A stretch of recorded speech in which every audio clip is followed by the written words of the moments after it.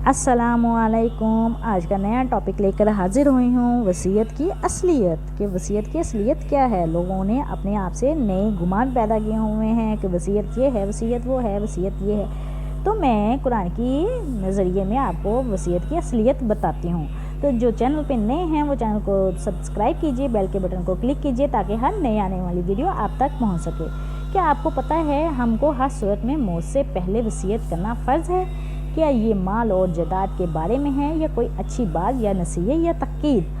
امت مسلمہ کو یہ بتایا گیا ہے اور لالی پاپ دے دیا گیا ہے، جیسا کہ قرآن پاک میں فرمایا گیا ہے، تم لوگوں کے لیے لکھ دیا گیا ہے کسی انکار یا بہانے کے بغیر کہ جب تم لوگوں میں سے کوئی تیار ہو موت کے لیے جو کسی بھی وقت کی خاصیت رکھتی ہو کہ کچھ چھوڑے، بتائے، خاص تاکید کرے، نصیحت کرے، ہدایت کرے، ماں باپ اور قربت تو رشتہ داروں کے لیے اپنے سارے حواس کے ساتھ یہ قرآن پاک میں بتایا گیا ہے۔ تقوی والوں پر مستحق اہل کی ذمہ داری ہے۔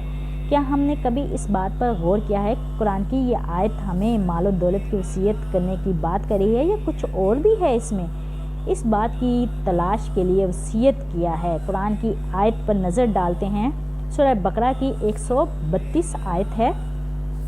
اس بات کی ابراہیم نے اپنے بیٹوں کو وصیت کی اور یعقوب نے اپنے بیٹوں کو کہ اے میرے بیٹو، اللہ نے یہ دین تمہارے لیے منتخب فرما لیا ہے، لہٰذا تمہیں موت بھی آئے تو اس حالت میں آئے کہ تم مسلم ہو۔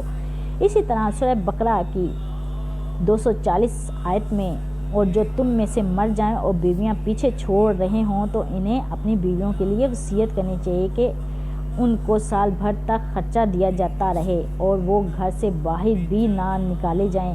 پھر اگر وہ از خود گھر سے چلی جائیں اور اپنے بارے میں جو کام بھی مناسب طریقے سے کریں اس میں تم پر کوئی گناہ نہیں، اور اللہ تو سب پر غالب اور بڑی سمجھ اور بوجھ رکھنے والا ہے۔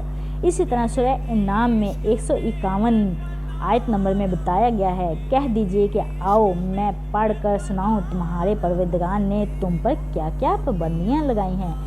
نمبر 1 یہ کہ تم خدا کے ساتھ کسی چیز کو شریک نہ کرو۔ نمبر 2 والدین کے ساتھ نیک سلوک کرو۔ نمبر 3 اپنی اولاد کو فقر و فاقہ کے خوف سے قتل نہ کرو، کیونکہ ہم تم کو بھی روزی دیتے ہیں ان کو بھی دیں گے۔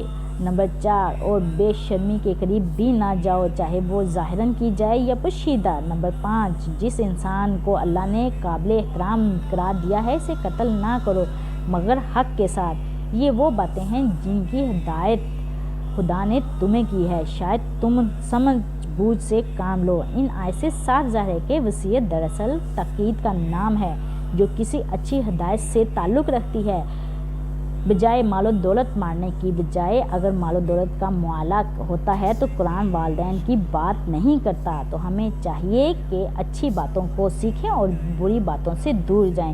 جو چینل پہ نئے ہیں چینل کو سبسکرائب کیجئے اور بیل کے بٹن کو کلک کیجئے تاکہ ہر نئے آنے والی ویڈیو آپ تک پہنچ سکے۔ تو دعاؤں میں یاد رکھیے گا۔ اللہ حافظ۔